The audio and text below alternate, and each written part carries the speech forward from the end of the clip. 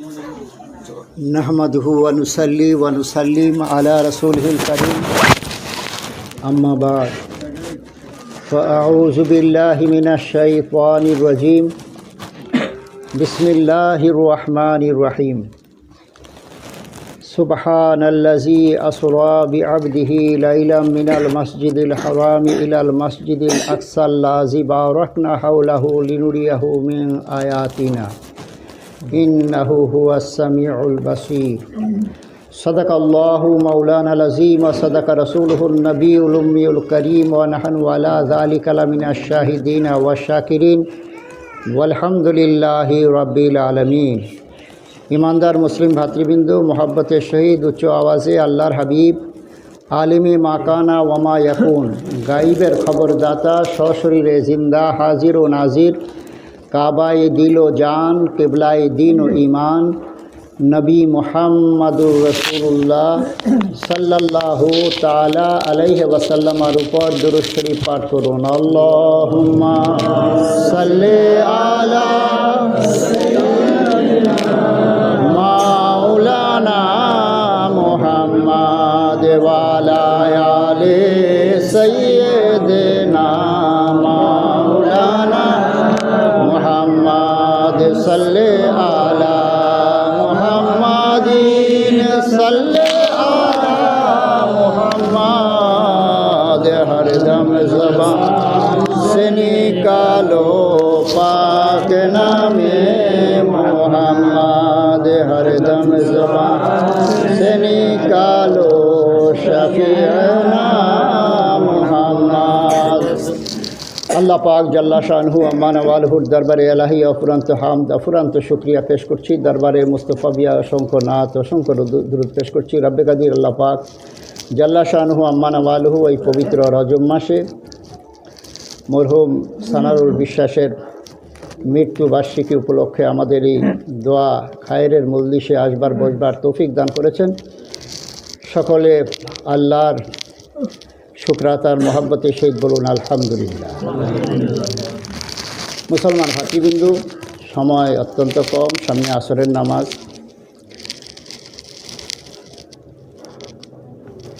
আপনারা মোহাব্বতের সহিত বসে আছেন, আর একটু সময় মোহাব্বতের সহিত বসে থাকেন। কিতাবের মধ্যে লিখে তানজিরুর রহমাত ইনদা জিক্রিল আউলিয়া, যেখানে আউলিয়া কেরামের জিকির করা হয়, স্মরণ করা হয়, সেখানে আল্লাহর রহমত মুষলধারে বর্ষণ হয়। আউলিয়া কেরামের জিকির, আউলিয়া কেরামের স্মরণ করলে যদি আল্লাহর রহমত মুষলধারে বর্ষণ হয়, নবিউল আম্বিয়া নবী মুহাম্মাদুর রাসূলুল্লাহ সাল্লাল্লাহু তাআলা আলাইহি ওয়াসাল্লামের জিকির যদি কোথাও করা হয়, তাহলে কী পরিমাণ আল্লাহর রহমত বর্ষণ হবে। তো মুসলমান ভাতৃবৃন্দ, আজকের দিন বড় মুবারক দিন। পবিত্র রজব মাসের আজকে 13 তারিখ। এই 13 তারিখে মাওলা আলী মুশকিল কুশা রাদিয়াল্লাহু তাআলা আনহুর বেলাদত শরীফের দিন। আর মাওলা আলী মুশকিল কুশা রাদিয়াল্লাহু তাআলা আনহু ছিলেন ওই আল্লাহর নিয়ামত, যিনি সমস্ত ওলিদের ইমাম।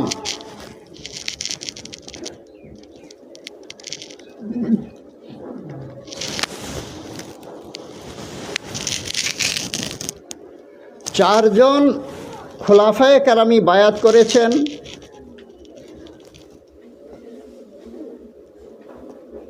হজরত আবু বকর সিদ্দিক রাদিয়াল্লাহু তাআলা আনহুর এবং হজরত ওমর ফারুক রাদিয়াল্লাহু তাআলা আনহুর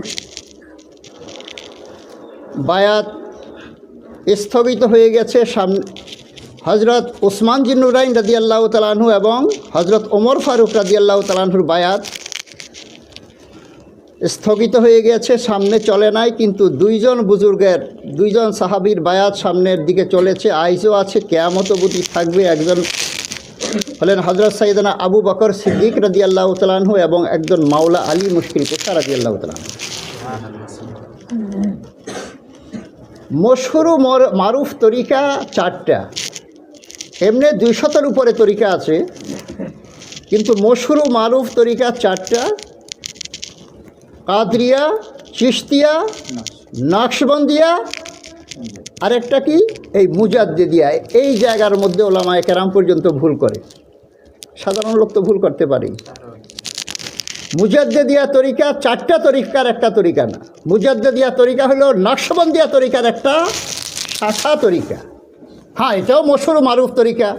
হযরত শায়েখ আহমদ সরহিন্দি রাদিয়াল্লাহু তাআলা বেমিসাল বুজুর্গ, আমি ওনাকে ছোট করছি না, কিন্তু ইনার তরিকাটা চারটা তরিকার একটা তরিকা না। মুজাদ্দিদিয়া তরিকাটা হলো নকশবন্দিয়া তরিকার একটা শাখা তরিকা। চারটা তরিকার মশহুর একটা কাদরিয়া, চিশতিয়া, নকশবন্দিয়া বলছে, আর একটা হলো সোহরাওয়ার্দিয়া। এই চারটা তরিকার মধ্যে তিনটা তরিকা আপনার মাওলা আলী মুশকিল কুশা রাদিয়াল্লাহু তাআলা আনহুর মাধ্যমে প্রচার প্রকাশ। কাদরিয়া, চিশতিয়া, সোহরাওয়ার্দিয়া না, নকশবন্দিয়া না। নকশবন্দিয়া হলো হযরত আবু বকর সিদ্দিক রাদিয়াল্লাহু তাআলা থেকে চলছে। তো এই চারটা তরিকার মধ্যে তিনটা তরিকা মাওলা আলী মুশকিল কুশা রাদিয়াল্লাহু তাআলা আনহুর মাধ্যমে চলছে। তো মাওলা আলী মুশকিল কুশা রাদিয়াল্লাহু তাআলা আনহুর শান মান আমরা কি প্রচার করব? মাওলা আলী মুশকিল কুশা রাদিয়াল্লাহু তাআলা আনহুর শান একমাত্র রাসূলুল্লাহ সাল্লাল্লাহু তাআলা আলাইহি ওয়াসাল্লাম জানেন, আর আল্লাহ জানেন।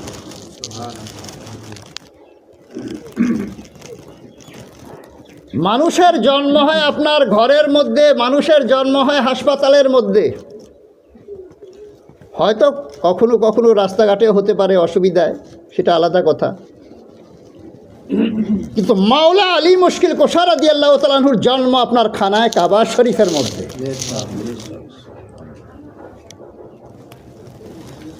মাওলা আলী মুশকিল কুশা রাদিয়াল্লাহু তাআলা আনহু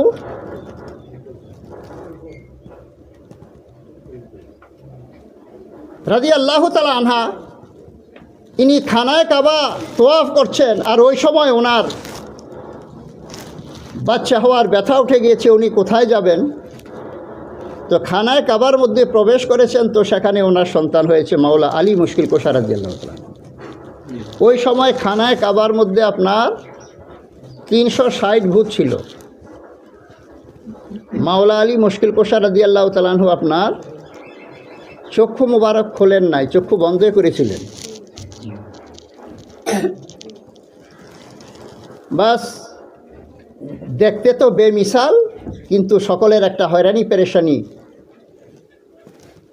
যে জনাব আবু তালেবের ঘরে তো এক চন্দ্রের মতো সন্তান হয়েছে, কিন্তু বড় কষ্টের বিষয় যে চোখে দেখে না, অন্ধ। আল্লাহ আল্লাহ, রাসূলে পাক সাল্লাল্লাহু তাআলা আলাইহি ওয়াসাল্লামও গিয়েছেন ওনাকে দেখার জন্য। যখন ইনি কোলে নিয়েছেন, তখনই উনি প্রথম চক্ষু মোবারক করে রাসূলে পাক সাল্লাল্লাহু আলাইহি ওয়াসাল্লামের দর্শন করেন। তো আল্লাহ আল্লাহ, হাদিস শরীফের মধ্যে আছে, মান রানি ফাকাদ রাল হক, যে আমাকে দেখলো সে যেন আল্লাহকে দেখলো।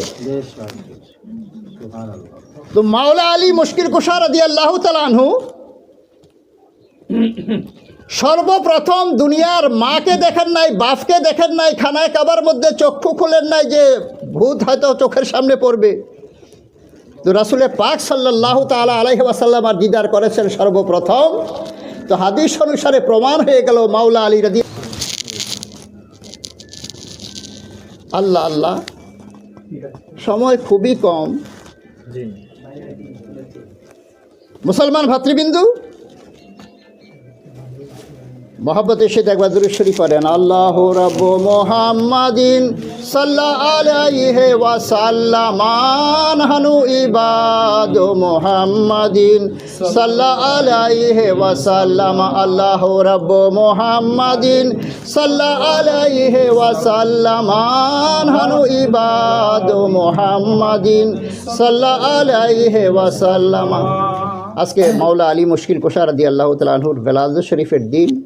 এই কারণে আমি ভাবছি যে মাওলা আলী রাদিয়াল্লাহু তাআলা সম্পর্কে সংক্ষিপ্ত আপনাদের সম্মুখে কিছু পেশ করার পরে আমি আমার যে মেরাজ সম্পর্কে বর্ণনা, এটা তো করাই যাবে না, শুধু আয়াতের অর্থ বলেই সমাপ্ত করে দিব। মুসলমান ভাতৃবিন্দু, মাওলা আলী মুশকিল কুশা রাদিয়াল্লাহু তাআলা আনহু, সুবহানাল্লাহ,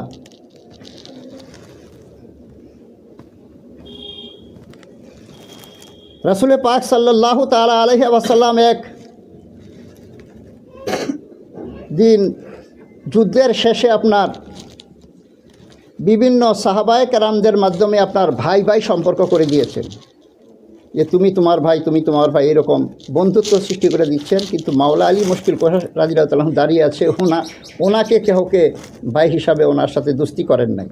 মাওলা আলী মুশকিল কুশা রাদিয়াল্লাহু তখন খুব দুঃখ পেলেন, রাসূল পাকের নিকটে যেয়ে বললেন যে ইয়া রাসূলুল্লাহ, আপনি তো সকলের মধ্যে ভ্রাতৃত্ব সৃষ্টি করে দিলেন, বন্ধু করে দিলেন, আমাকে তো আপনি খালি ফেলে দিলেন। তো মাওলা আলী মুশকিল কুশা রাদিয়াল্লাহু তখন এই কথায় রাসূল পাক সাল্লাল্লাহু আলাইহি ওয়াসাল্লাম বললেন যে আলী, তুমি কি এটা চাও না যে তুমি আমার দুনিয়া এবং আখিরাতে দুই জায়গায় তুমি আমার ভাই? অর্থাৎ রাসূল পাক সাল্লাল্লাহু তাআলা আলাইহি ওয়াসাল্লাম মাওলা আলী মুশকিল কুশা রাদিয়াল্লাহু তাআলা আনহুর নিকটে কারোর ভাইয়ের সম্পর্ক এই কারণে করেন নাই যে আমি মাওলা আলীকে ভাই হিসেবে জানি। এখন চিন্তা করেন মাওলা আলীর মর্তবা। গাদিরে খুমের ফাতিহা ওই হাদিস শরীফের মধ্যে আছে, রাসূল পাক সাল্লাল্লাহু আলাইহি ওয়াসাল্লাম মাওলা আলী মুশকিল কুশা রাদিয়াল্লাহু তাআলা আনহুর হাত মুবারক ধরে বলেছিলেন যে আমি যার মাওলা আলীও তার মাওলা, আমি যার মাওলা আলীও তার মাওলা। কেমন কথা! তো আল্লাহ পাক মাওলা আলী মুশকিল কুশা রাদিয়াল্লাহু তাআলা আনহুর বিলখুসুস আহলে বায়াত সাহাবায়ে কেরামের মহাব্বত দিয়ে আমাদের অন্তরকে পরিপূর্ণ করে দেন। সকলে বলুন আল্লাহুম্মা আমিন। মুসলমান ভাতৃবৃন্দ, আমি পবিত্র কোরআন মজিদ থেকে সূরা বনী ইসরাইল 15 পারা প্রথম আয়াত, যেই কোরআন শরীফ সম্পর্কে একজন আলেম সাহেব এখন আপনাদেরকে বুঝিয়ে চাচ্ছিলেন। হ্যাঁ, কোরআন শরীফ আমাদের ঘরে তাকের মধ্যে তোলা থাকে, বড় আফসোসের বিষয়। 104টা আসমানি কিতাব, মশহুর মারুফ কিতাব 4টা, আর 100টা হলো সহিফা। কিন্তু যেই ব্যক্তি একবার কোরআন শরীফ খতম করলো, সে যেন 104টা কোরআন 104টা কিতাবকে খতম করলো। কারণ পূর্ববর্তী 103টা কিতাবের ফাজাইল মর্তবা সব আপনার কোরআন শরীফের মধ্যে আল্লাহ পাক জমা করে দিয়েছেন। যেইভাবে 1,24,000 কমবেশি নবী রাসূলের মুজাজা মর্তবা নবী মুহাম্মদুর রাসূলুল্লাহর মধ্যে আল্লাহ পাক জমা করেছিলেন।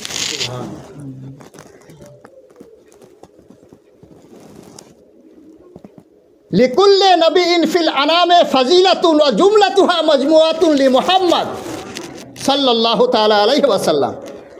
সমস্ত আম্বিয়াদের মুজাজা, সমস্ত আম্বিয়াদের ফাজাইল মর্তবা নবী মুহাম্মদুর রাসূলুল্লাহ সাল্লাল্লাহু তাআলা আলাইহি ওয়াসাল্লামের মধ্যে আল্লাহ পাক জমা করেছিলেন।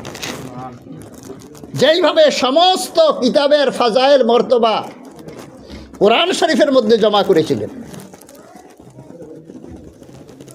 এই জন্য সমস্ত নবীদের কলমা লা ইলাহা ইল্লাল্লাহু মুহাম্মাদুর রাসূলুল্লাহ, নবী পাক সাল্লাল্লাহু তাআলা আলাইহি ওয়াসাল্লামের কলমা লা ইলাহা ইল্লাল্লাহ ইন্নী রাসূলুল্লাহ, আর উম্মতে মুহাম্মাদির কলমা লা ইলাহা ইল্লাল্লাহু মুহাম্মাদুর রাসূলুল্লাহ। তো উম্মতে মুহাম্মাদির উপরে আল্লাহ পাক কতটুকু মেহেরবানি করেছেন দেখুন। আর আমরা সেই কোরআন শরীফকে ছেড়ে দিয়েছি। আলহামদুলিল্লাহ, আপনাদের গ্রামে মাদ্রাসা আছে, আপনাদের ছেলেপেলেদেরকে আপনি ডাক্তার, ইঞ্জিনিয়ার সব বানান, কোনো আপত্তি নাই, কিন্তু সর্বপ্রথম আপনি সহি শুদ্ধভাবে কোরআন শরীফটা শিক্ষার ব্যবস্থা করেছেন। ডাক্তার ইঞ্জিনিয়ার হওয়ার পরে যদি কোরআনের শিক্ষা না থাকে, ধর্মীয় শিক্ষা না থাকে, আপনার জিন্দগি বেকার। আপনার কবরের পারে যেও আপনার জন্য দোয়া করতে পারবে না। আর ডাক্তার ইঞ্জিনিয়ার কিছু যদি না হয়, কোরআনের শিক্ষা যদি তার থাকে, আপনার মরার পরে আপনার কবরের পারে যেয়ে দোয়া করতে পারে, আর সেই দোয়া আল্লাহ পাক কবুল করলে আপনার ভেড়া পা। তো মুসলমান ভাতৃবিন্দু, আমি পবিত্র কোরআন মজিদ থেকে সূরা বনি ইসরাইল 15 পারা আল্লাহ পাক জাল্লা শানহু আম্মান আমালহু ইরশাদ করেন, পবিত্র ও মহিমাময় তিনি, যিনি রাতের কিয়দংশের মধ্যে তিনার খাস বান্দাকে সায়ের করিয়েছেন, যার চতুর্পার্শ্বে আমি নিদর্শন রেখেছিলাম আমার খাস বান্দাকে নিদর্শন দেখানোর জন্য। নিশ্চয়ই তিনি শুনেন এবং দেখেন। এই আয়াতে কারিমার মাধ্যমে আল্লাহ প্রথমে সুবহান আল্লাহ দিয়ে আরম্ভ করেছে। আচ্ছা, সুবহান আল্লাহ কোন জায়গাতে ব্যবহার হয় বলেন তো? হ্যাঁ, আশ্চর্য জনিত জায়গার মধ্যে। মৃত্যুর সংবাদ আসলো, তখন আমরা কি পড়ি? ইন্না লিল্লাহ। যখন কোনো কিছু পান করার দরকার হয় তখন কি বলি? বিসমিল্লাহ। যখন কিছু খাই তখন বলি বিসমিল্লাহ। আর কোনো কিছু যখন দেখি, আশ্চর্যজনক কিছু যদি দেখি তখন কি বলি? সুবহান আল্লাহ। যখন কোনো নাজায়েজ কাজ শুনি তখন কি বলি? নাউজুবিল্লাহ। ইসলাম এইভাবে বর্ণনা করেছেন যে এই জায়গায় এই কথা বলো, কিন্তু দেখা যায় সুবহান আল্লাহ ওই জায়গার মধ্যে বর্ণনা করা হয় যেখানে আশ্চর্য কোনো বিষয়বস্তু। তো এখানে কেন সুবহান আল্লাহ দিয়ে আরম্ভ করলেন? এই কারণে যে আগে যা বলা হচ্ছে এ সাংঘাতিক আশ্চর্যজনক। আপনার ৮০,০০০ বছরের ছায়ার করিয়েছেন রাতের কিয়দংশের মধ্যে। ৮০,০০০ বছরের ছায়ার। আল্লাহ আল্লাহ। জমিন থেকে প্রথম আসমানের দূরত্ব ৫০০ বছরের রাস্তা, প্রথম আসমানের পুরত্ব ৫০০ বছরের রাস্তা। এই আবার প্রথম আসমান থেকে দ্বিতীয় আসমানের মধ্যবর্তী জায়গাটা ৫০০ বছর রাস্তা। এই রকম করতে করতে ৭ আসমান পাড়ি দেওয়ার পরে আপনার বাইতুল মামুরের উপরে আপনার সিদরাতুল মুনতাহা, সিদরাতুল মুনতাহার উপরে আরশে আজিম। আল্লাহ আল্লাহ এক রাত্রের কিয়দংশের মধ্যে সফর করেছেন। এর মধ্যে জান্নাত, দোজখ, বেহেশত সব সফর করেছেন। আল্লাহর পাকের সাথে ৯০,০০০ কালাম করেছেন। সব করে ফিরে আসার পরেও দেখেছেন যে ওনার যে পানি অজু করে গিয়েছিলেন সেই অজুর পানি গড়াচ্ছে, আর ঘরের থেকে যে বাহির হচ্ছিলেন জিঞ্জির লড়ছিল, ওই জিঞ্জির আপনার লড়ছে। দেখেন এখানে সুবহানাল্লাহ বলা হবে না তো কি বলা হবে? হ্যাঁ, ৮০,০০০ বছরের ভ্রমণ। পানিটা কেমন করে একটা পানি, অজুর পানি কতটুকু করায়? জিঞ্জির একটা দরজা নাড়া দিলে জিঞ্জিরটা কতটুকু লড়ে? আসলে ব্যাপারটা কি জানেন? আসলে ব্যাপারটা হলো সমস্ত সৃষ্টির চাবি হলো নবী মুহাম্মদুর রাসূলুল্লাহ। যেমন ঘড়ির মধ্যে চাবি থাকলেই ঘড়ি চলবে, আর চাবি নষ্ট হয়ে গেলেই ঘড়ি বন্ধ। তো ঠিক তদ্রূপভাবে সমস্ত সৃষ্টির চালানের চাবি নবী মুহাম্মদুর রাসূলুল্লাহ আছে। নবী মুহাম্মদুর রাসূলুল্লাহ আছেন তো সৃষ্টি চলবে ফিরবে, সব ঠিক আছে। নবী মুহাম্মদুর রাসূলুল্লাহ নাই তো সব বরবাদ।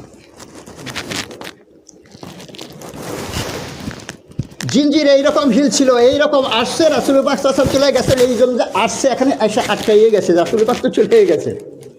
আবার যখন আসছেন তখন আবার এইভাবে গেছে, এই চলছে। পানি থেমে গেছিল, পানি আবার চলা আরম্ভ। তো মুসলমান ভাতৃবিন্দু, বাস একটা পয়েন্ট বলেই আমি আমার নসিহত শেষ করব। আমাদের এখন মৌলবীদের মধ্যে একটা গ্রুপ আছে, তারা রাসূল পাক সাল্লাল্লাহু আলাইহি ওয়াসাল্লামকে আমাদের মতো মানুষ বলার জন্য হয়রান পেরেশান, প্রমাণ করার জন্য যে নবী আমাদের মতোই একজন মানুষ। কেন? এই জন্য কোরআন শরীফের মধ্যে একটা আয়াত আছে, তারা বলছে যে নবী বলছেন কোরআন শরীফের মধ্যে আনা বাশারুম মিসলুকুম। প্রথম কথা, তাদের কথাটা গলত। নবী বলছেন কোরআন শরীফে আছে, তো নবী যেটা বলবেন এটা তো হাদিস শরীফ হবে, এটা কোরআন শরীফ কেমন করে হলো? তো কোরআন শরীফের ওই আয়াতের মধ্যে শুধু আপনার আনা বাশারুম মিসলুকুম না, এটার আগে এবং পরে কিছু আছে। আগে আছে কুল ইন্নামা আনা বাশারুম মিসলুকুম ইউহা ইলাইয়া আন্নামা ইলাহুকুম ইলাহুন ওয়াহিদ। আল্লাহ পাক বলছেন, হে নবী তুমি বলো, হে নবী তুমি বলো আমি তোমাদের মতো মানুষ। কাকে লক্ষ্য করে? মক্কার কাফেরদেরকে সম্বোধন করে। তো নবী কি মক্কার কাফেরদের মতো মানুষ? নাউজুবিল্লাহ, আস্তাগফিরুল্লাহ, ঈমান থাকবে না। আল্লাহ পাক বলছেন, হে নবী তুমি মক্কার কাফেরদেরকে দিকে জিজ্ঞেস করে বলো যে আমি তোমাদের মতো মানুষ। কেন? আল্লাহ আল্লাহ, এর কত হাকিকত সে আল্লাহ পাক ভালো জানেন। মাওলানা রুমি আলাইহির রহমাতুর রেজওয়ান নবী এই কথা কেন বললেন এর হাকিকত মসনবী শরীফের মধ্যে বর্ণনা করেছে। গজনির সুলতান মাহমুদ রহমতুল্লাহ আলাইয়ের একদিন রাত্রে বাইর হয়েছিলেন প্রজাদের অবস্থা দেখার জন্য। ইনি দেখেন এক মোড়ের মধ্যে 4 জন লোক বসে আছে। ইনি যখন তাদের সামনে যেতেছিলেন তখন তারা দৌড় দিয়েছে, পালিয়ে যাবে। তখন ইনি বলেন, আনা বাসালুম মিসলুকুম, আমি তোমাদের মতো মানুষ, পালানোর কোনো দরকার নাই। আর ওরা ভাবছে যে আমাদের মতো চোর। ইনি বলছে আমি তোমাদের মতো মানুষ, আর এরা ভাবছে যে আমাদের মতো চোর। তো বাস এরা দাঁড়িয়ে গেল।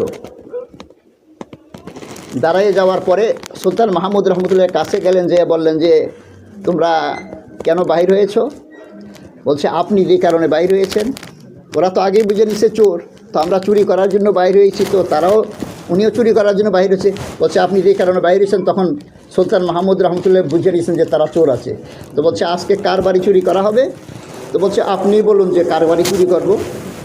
তো সুলতান মাহমুদ রহমতুল্লাহ আলাই বলছেন যে আজকে সুলতান মাহমুদের বাড়ি, বাদশার বাড়ি চুরি করা হবে। তারা হয়রান পেরেশান হয়ে গেছে। ওরে বাপরে, আমরা সকলের বাড়ি চুরি করতে রাজি আছি, কিন্তু বাদশার বাড়ি চুরি করব না, করলে আমাদের ফাঁসি হয়ে যাবে। তো বলছে দেখো, যেটাই হও সবচাইতে বড় যদি হতে পারো তাহলে দুনিয়াতে নাম থাকবে। বাদশার বাড়ি চুরি করে যদি হজম করতে পারো তাহলে দুনিয়াতে নাম হয়ে যাবে তোমাদের। দুনিয়ার মধ্যে সবচেয়ে বড় চোর হতে পারলা, ছোট চোর হয়ে কী লাভ হবে? তারা বলছে কথাটা তো খুব সত্য, আপনি যা বলছেন আপনার তো সাহস খুব বেশি। বলে হ্যাঁ আমি তাই বলছি। তো বলছে এখন বাদশার বাড়ি যে চুরি করবে, তখন তো ঠিকই তো ছিল, তুমি এটাকে লাড়ালাড়ি করতে দিয়ে তো নষ্ট করবে। বাদশার বাড়ি চুরি করবে, ঠিক আছে, তো বাদশার বাড়ি চুরি করার জন্য তো তোমাদের কিছু হুনার জানা থাকতে হবে। তোমরা কি জানো আমাকে একজনকে করে বলো। একজন দাঁড়িয়ে বলছে যে আমি যাকে জীবনে একবার দেখি তাকে আমি কখনো ভুলি না, 1 নম্বর। আর একজনকে জিজ্ঞাসা করছে যে তুমি কি জানো?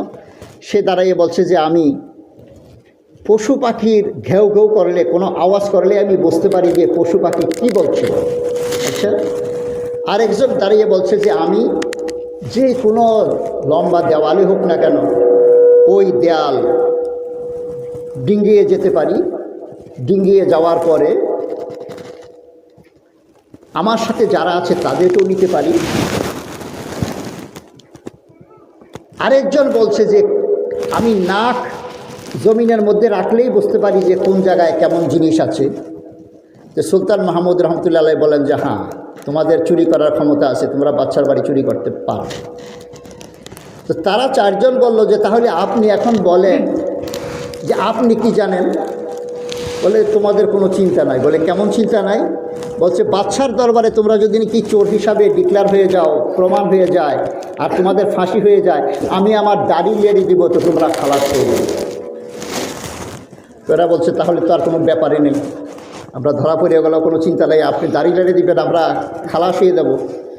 বাস রওনা হয়েছে তারা। কয়জন রওনা হয়েছে? 4 জন। হলো না, 4 জন আর 1 জন, 5 জন। 5 জন রওনা হয়েছে।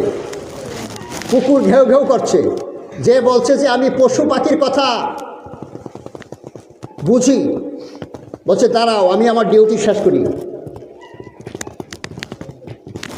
কুকুর পরিষ্কার বলছে তোমাদের 5 জনের মধ্যে সুলতান মাহমুদ একজন অবশ্যই আছে। আমি তোমাদেরকে বলে দিলাম, তোমরা এবার যা করো করতে পারো। তো বলছে বেকুব, আমাদের সাথে বাদশা সুলতান মাহমুদের কী সম্পর্ক? আমরা চোর 5 জন, আর তুই বলছ প্রত্যেক দিন তোর কথা মানি, আর আজকেও তোর কথা মানতে হবে? বলে আমার কথা মানো আর না মানো কিছু করার নাই। প্রত্যেকদিন আমি যে ডিউটি করি আজকেও করলাম। আমি এখনও শুনছি পরিষ্কার, কুকুর বলছে তোদের মধ্যে 5 জনের মধ্যে সুলতান মাহমুদ একজন। বলছে তোর কথা মানা যাবে না, চল। চলে গেছে। যে দেয়াল ডিঙ্গাইতে পারে দেয়াল ডিঙ্গাইল, তাদের পাশের সাথে তাদেরকে উঠিয়ে নিল। যে কোথায় সম্পদ আছে বাহির করতে পারে সে ভাঙলো, সম্পদ তারা চুরি করলো।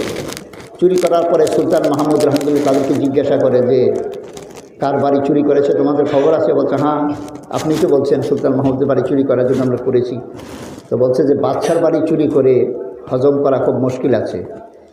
তো বলছে আপনিই তো বললেন যে আপনি দাড়ি লেড়ে দিলে আমাদেরকে মুক্তি দেবে। বলছে বেকুব, এটা কোনো কথা হলো? আমি তোদেরকে শক্তি সাহস দিয়েছি, আমি দাড়ি লাড়বো আর তোরা মুক্তি পেয়ে দেবে, এটা কোনো কথা হইলো?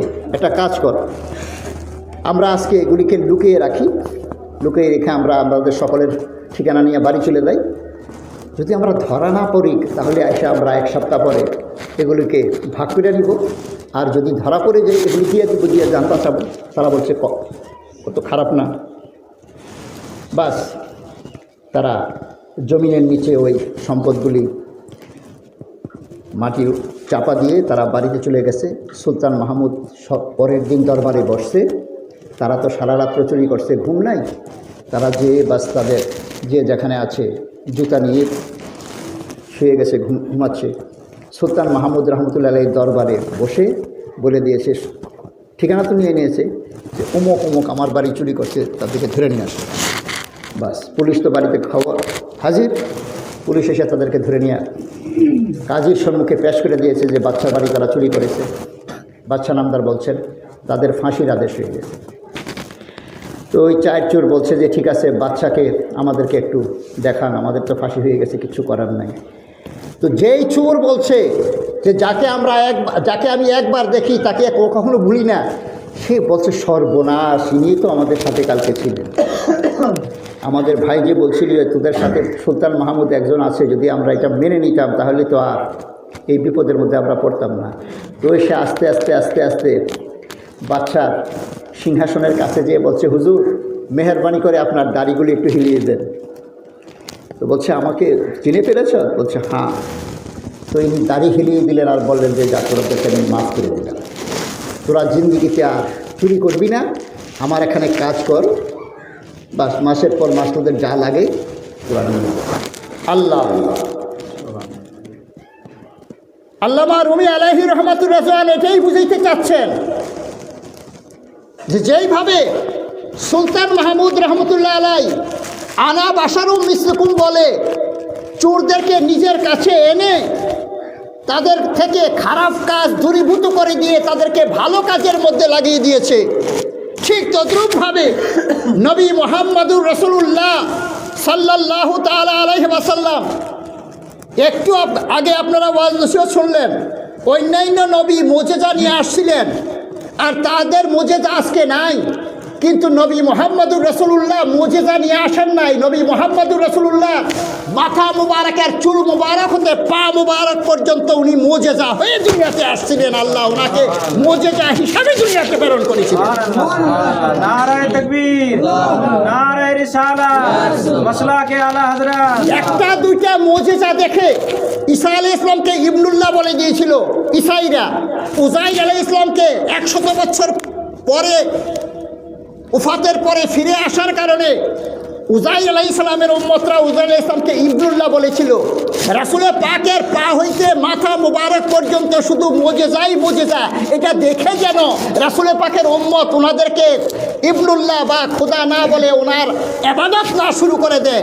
এই কারণে ইনি যে আল্লাহ না, ইনি যে আল্লাহর খাস বান্দা, 1 নম্বর এটাকে নফি করার জন্য আল্লাহ ওনাকে দিয়ে এটা বলাইয়েছেন যে হাবিব তুমি মক্কার কাফেরদেরকে সম্বোধন করে বলো যে আমি তোমাদের মতো মানুষ।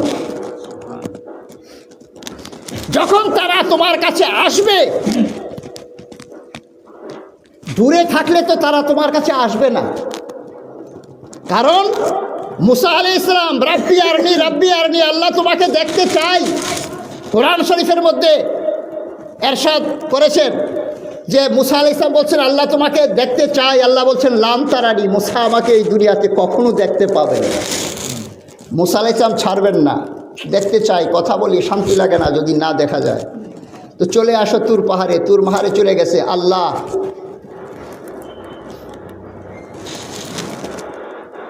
সিফাতি নূর তুর পাহাড়ের উপরে নিক্ষেপ করেছেন। তুর পাহাড় জলে আপনার সুরমা হয়ে গেছে। আজকে হাজী সাহেবরা তুর পাহাড় মক্কা শরীফ থেকে এনে যে সুরমা চোখের মধ্যে দেয়, এটা ওই আল্লাহর তাজাল্লিতে জ্বলা ওই রাখ। আর আমাদের ভারতে যে সুরমা পাওয়া যায় এটা তো হ্যাঁ, এটা জমানো সুরমা, এটা বানানো সুরমা। আর ওইটা হলো আল্লাহর তাজাল্লিতে জ্বলা সুরমা। আল্লাহ আল্লাহ। খাররা মুসা সায়কা, মুসা আলাইহিস সালাম বেহুশ হয়ে গেলেন। আল্লাহর সিফাতি নূর দেখে মুসা আলাইহিস সালাম বেহুশ হয়ে গেলেন। আর এই মেরাজের রাত্রে 27 তারিখে রাসূলে পাক সাল্লাল্লাহু তাআলা আলাইহি ওয়াসাল্লাম আল্লাহকে আমনে সামনে দেখেছেন উনার চক্ষু মুবারক দিয়ে। 1,24,000 কম বেশি নবী রাসূল কেহই আল্লাহকে দেখেন নাই এই চক্ষু দিয়ে আমনে সামনে। হ্যাঁ, দেখেছেন অবশ্যই রুহানিভাবে। বলে কেন? যদি নাই দেখেন নবীর একটা প্রশ্ন আসবে। ইমামে আজম আবু হানিফা রাদিয়াল্লাহু তাআলা 100 বার আল্লাহকে দেখেছেন। একজন উম্মত হয়ে যদি আল্লাহকে দেখতে পারে আর নবীরা আল্লাহকে দেখেন নাই, তাহলে এখানে তো এতরাজ আসবে যে নবীর চাইতে এই উম্মত কি বড় হলো নাকি? তো বুঝা গেল রুহানিভাবে ইমামে আজম আবু হানিফা রাদিয়াল্লাহু তাআলা স্বপ্নে দেখেছেন রুহানিভাবে।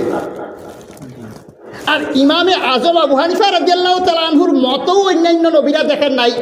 ইনি দেখেছেন আল্লাহর ওলির যে স্ট্যান্ডার্ড সেই স্ট্যান্ডার্ডে, আর অন্যান্য নবীরা দেখেছেন নবীদের যে স্ট্যান্ডার্ড সেই স্ট্যান্ডার্ডে। আর নবী মুহাম্মদুর রাসূলুল্লাহ দেখেছেন অন্যান্য নবীদের চাইতে আরও স্ট্যান্ডার্ড। এগুলি বড় সূক্ষ্ম জিনিস, বুঝার ব্যাপার সেবার আছে। মুসলমান ভাতৃবৃন্দ, আর একটা নুকতা, কেন মেরাজ হলো? মেরাজের নুকতা বর্ণনা করে শেষ করা যাবে না। শুধু একটা নুকতাই আমি বর্ণনা করে আমি আমার নসিহত শেষ করব। 1,24,000 কম বেশি নবী রাসূল সকলেই নিজে বলছেন এবং উম্মতকে দিয়ে সাক্ষ্য দিয়েছেন, আশহাদু আল্লা ইলাহা ইল্লাল্লাহ, আমরা সাক্ষ্য দিচ্ছি আল্লাহ ব্যতীত কোনো মাবুদ নাই। সাক্ষ্য ততক্ষণ পর্যন্ত গ্রহণীয় হয় না যতক্ষণ পর্যন্ত না দেখা সাক্ষী দিবে। শোনা সাক্ষী কোনো গ্রহণীয় হবে না। অন্যান্য সব নবীগণ শোনা সাক্ষী দিয়েছেন। এই নবীদের মধ্যে একজন নবীর দরকার যিনি দেখে দেখে সাক্ষী দিবেন, আর এই দেখা সাক্ষীর উপরে সমস্ত শোনা সাক্ষীগুলি আপনার গ্রহণীয় হবে। এখানে আরেকটা প্রশ্ন আসবে যে 1,24,000 নবী রাসূল তো আগে দুনিয়াতে আসছেন, আর রাসূলে পাক তো সর্বশেষে দুনিয়াতে আসলেন। উনার থেকে দেখে দেখে উনারা কেমন করে সাক্ষী দিলেন? হ্যাঁ, আমরা জানি সাইয়েদনা আদম আলাইহিস সালাম জাহিরিতে হলো প্রথম নবী, জাহিরিতে প্রথম নবী, কিন্তু বাতিনে নবী মুহাম্মদুর রাসূলুল্লাহ সাল্লাল্লাহু তাআলা আলাইহি ওয়াসাল্লাম প্রথম নবী। এই জন্য আদম আলাইহিস সালামের লকব আবুল বাশার, বাশারের পিতা। নবী মুহাম্মদুর রাসূলুল্লাহর লকব আবুল আরওয়াহ, রুহের পিতা। রুহের সৃষ্টি আগে আর দেহের সৃষ্টি পরে। রাসূলে পাক সাল্লাল্লাহু তাআলা আলাইহি ওয়াসাল্লাম কখন নবী হয়েছেন? এক সাহাবায়ে কেরাম জিজ্ঞাসা করেছেন, ইয়া রাসূলুল্লাহ, কখন আপনি নবুয়তি পেয়েছেন? রাসূলে পাক সাল্লাল্লাহু আলাইহি ওয়াসাল্লাম বলছেন, কুনতু নাবিয়্যা ওয়া আদামু বাইনা মাই ওয়া তিন। আমি নবী ছিলাম ওই সময় যেই সময় হযরত আদম আলাইহিস সালাম মাটি এবং পানির মধ্যবর্তী অবস্থায় ছিল। অর্থাৎ আদম আলাইহিস সালামের যে সময় সৃষ্টি হয় নাই সেই সময় আমি নবী ছিলাম। তো বোঝা গেল সর্বপ্রথম নবী মুহাম্মদুর রাসূলুল্লাহ সাল্লাল্লাহু তাআলা আলাইহি ওয়াসাল্লাম। আমরা জাহিরিভাবে আদম আলাইহিস সালামকে প্রথম দেখছি, কিন্তু বাতিনে নবী মুহাম্মদুর রাসূলুল্লাহ প্রথম। এই জন্য রাসূল পাক সাল্লাল্লাহু তাআলা আলাইহি ওয়াসাল্লামকে নবিউল আম্বিয়া বলা হয়। সমস্ত নবীদের কলমা লা ইলাহা ইল্লাল্লাহু মুহাম্মাদুর রাসূলুল্লাহ। যারা আপনারা আলেম তারা তো জানেনই, আপনারা ওয়াজ করে শোনাইয়েছেন সাধারণ লোকদেরকে। হযরত আদম আলাইহিস ইসলামের দেহের মধ্যে যখন রূহ দেওয়া হলো, উনি যখন চক্ষু মুবারক খুললেন তখন আরশে আজিমের চৌখাটের মধ্যে লা ইলাহা ইল্লাল্লাহু মুহাম্মাদুর রাসূলুল্লাহ লেখা ছিল। আল্লাহ ব্যতীত কোনো মাবুদ নাই, নবী মুহাম্মদুর রাসূলুল্লাহ সাল্লাল্লাহু তাআলা আলাইহি ওয়াসাল্লাম আল্লাহর রাসূল।